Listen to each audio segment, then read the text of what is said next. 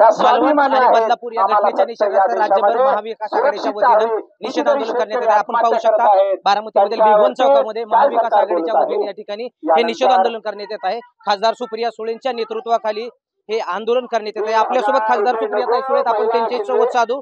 ताई, काय सांगाल, आज या ठिकाणी आंदोलन केलं जात आहे, काय प्रामुख्याने मागण्या आहेत? आज आंदोलन केलं जात आहे महाविकास आघाडीच्या माध्यमातून, काय प्रामुख्याने? प्रचंड अस्वस्थ करणारी परिस्थिती आज राज्यामध्ये आहे। तुम्ही बघताय सगळं, महिलांचे बलात्कार, लेकींच्या वरचे बलात्कार थांबतच नाहीये।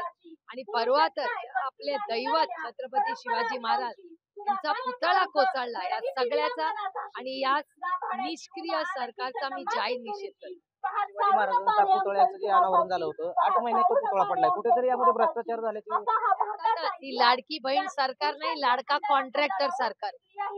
सरकारने याच्यावरती कारवाई करावी, कशा प्रकारच्या काय मागण्या आहेत?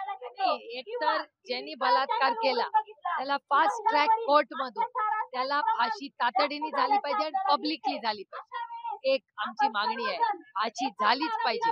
आणि दुसरी महत्वाची गोष्ट की या सगळ्या कॉन्ट्रॅक्टर, मग ते कुठला कॉन्ट्रॅक्टर आहे बघा, पार्लमेंटची बिल्डिंग गळते, आपलं राम मंदिर गळतंय, त्याच्यानंतर प्रभू श्रीराम ज्याच्यावर आपण एवढा प्रेम करतो त्यांचंही मंदिर गळतंय, त्याच्यानंतर समृद्धी महामार्ग, त्याच्यात केवढं मोठं भगदाड पडलं असं तुमच्याच चॅनलवर दाखवलं, त्याच्यानंतर अटल सेतू, किती इन्फ्रास्ट्रक्चर प्रोजेक्ट तुम्हाला दाखवू, हा भ्रष्टाचार नाही तर काय? मग राज्यामध्ये महिलांवरती अत्याचार वाढण्याचं प्रमाण घडतंय। बदलापूरच्या घटनेच्या नंतर नागपूरमध्ये पुन्हा एकदा घटना घडली। काल पुण्यामध्ये एका महिलेचा निर्गुण खून करण्यात आला। कुठेतरी हे गृहमंत्रालयाचा अपयश आहे का? गृहमंत्र्यांनी याचा राजीनामा? तुमच्या प्रश्नातच माझं उत्तर आहे।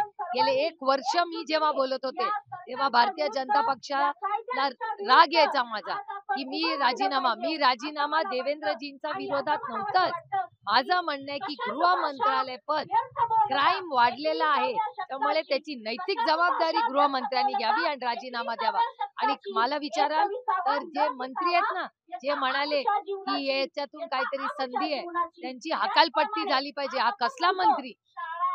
तो छत्रपतींचा अपमान करतो, असं या सरकारच्या मंत्र्यांना घरी पाठवा, त्यांना आमदारकी पण आम्ही लढू देणार नाही। आता तुम्ही जर छत्रपती शिवाजी महाराजांचा अपमान केला तर स्वाभिमानी मराठी माणूस सहन करणार नाही।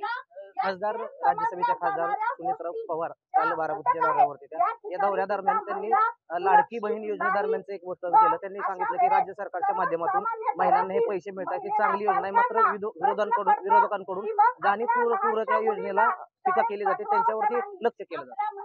लोकशाही आहे, प्रत्येकाला बोलायचा अधिकार आहे।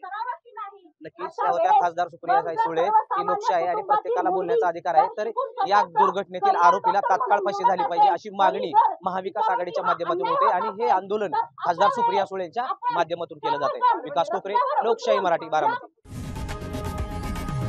लोकशाही मराठी, ऐका, पहा, जागरूक रहा।